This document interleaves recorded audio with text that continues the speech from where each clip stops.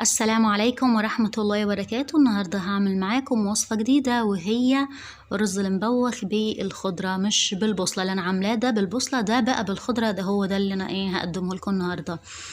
أول حاجة عشان نعمل الرز هنجيب الحلة دي، مش الحلة العادية، الحلة اللي هي الكسكاس اللي هي فوقيها مصفى، يعني اللي بتعملوا فيها الكسكسي. تمام. هنحطها على النار ونحط فيها الزيت ونخلي الزيت يسخن طبعا قوي، وهننزل عليه البصل قطعيه زي ما انتي عايزة. تمام. انا بحب اقطعه كده يعني. عايزة تفرميه مفيش مشاكل، عايزة تخليه مربعات برضو صغيرة مفيش، براحتك خالص. تمام. بعد ما هيشقر البصل كده معانا لون، بس بتاعه هيتغير. هننزل عليه بالفراخ، وانا هنا عامله الرز بالدجاج، يعني مش عاملاه باللحمه. تمام. طبعا ممكن تعمليه باي حاجه عادي خالص، يعني معاكي دجاج، معاكي لحمه، معاكي يعني اللحمه خروف، بقري، براحتك خالص. تمام.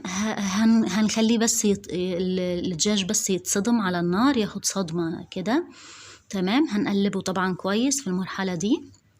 والفراخ طبعا عشان يعني تشيلي منها اي ريحة، هتنقعيها بعصير برتقال، قشر برتقال او يوسفي، مع الليمون. هنكمل الموضوع ده بس بعد ما نقول التوابل اللي انا حطيت فلفل اسمر وبابريكا وهدى بزار عندنا، يعني بما يعادل الكاري هنا. ودي الحرارات هدي تابل ليبي، يعني هنا يعادلوا، يعني حطوا بداله مثلا اي تابل بتاع لحوم او دجاج. وهنحط معلقتين كبار من الصلصة. أنا مش بنحب يعني نعتمد في أكلي على الصلصة بس، يعني بنحب نوازن بين الصلصة وبين عصير الطماطم اللي هي الطازة يعني. وهنسيب بقى كل القصة دي كلها على بعض، تتسبك يعني مع بعض. تمام. هو عادي يعني انا بحط كده ما تاخدوش في بالكم عشان واقفه يعني. تمام. وهسيبه يعني خالص. وطبعا بما اني طبخت على دجاج، هحط الملح في البدايه، مش هخليه في الاخر، لانه الدجاج ما بياخدش وقت يعني على النار، في ثواني يعني، عشان يشرب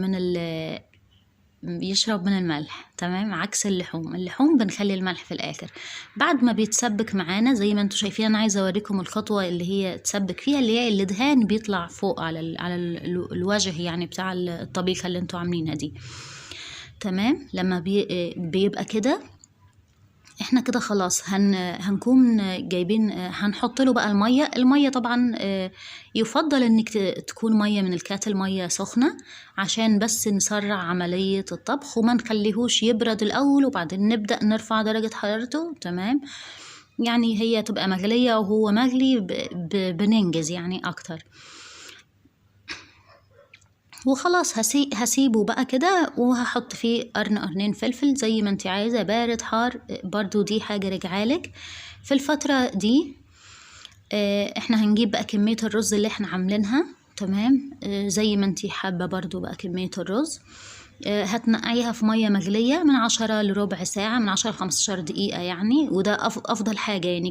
كل ما قعد شوية حلوين، مش بيتهري، لأ، تنقعيه شوية بحيث إنك لما تحطيه على الكسكاس من فوق اللي هي المصفى دي، ما يطولش على ما يطلع له البخار. تمام.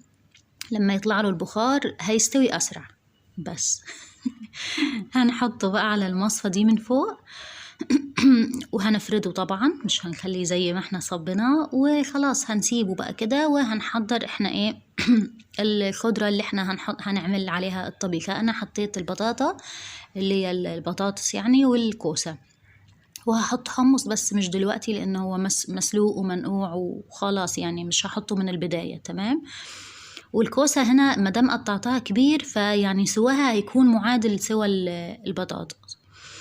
الرز بصوا لما يوصل المرحلة دي اللي هو تحسيه جمد مع بعضه، هنا خلاص الرز هنا المفروض هيتنى، اللي هي يعني نعاود ان احنا نحط له بقى انا هنا رفعته من على النار، حطيت تحته طبق وحطيت عليه، وحطيت المصفى دي عليه، وهحط عليه ملح وفلفل اسمر وهحط الوش بتاع الطبيخة بس، مش هحط من المرقة دلوقتي. أهم حاجة الوش عشان يخلي الرز يفرفر يعني يفلفل يفرفر يعني كل حبة تبقى لوحدها يعني. تمام. وهنحط طبعا شوية طبيخ، بس أهم حاجة اللي هو الدهون اللي طلعت فوق. وهنحط بقى وهنقلبه طبعا كويس، وهننزل بقى في الطبيخة دي. هنحط بقى اللي هي كمية الخضار اللي احنا عاملينه. وخلاص احنا في طبعا ممكن تحطي كم نوع خضاري. ممكن تحطي جزر، ممكن تحطي قرع اللي هو البكيوة يعني، براحتك خالص.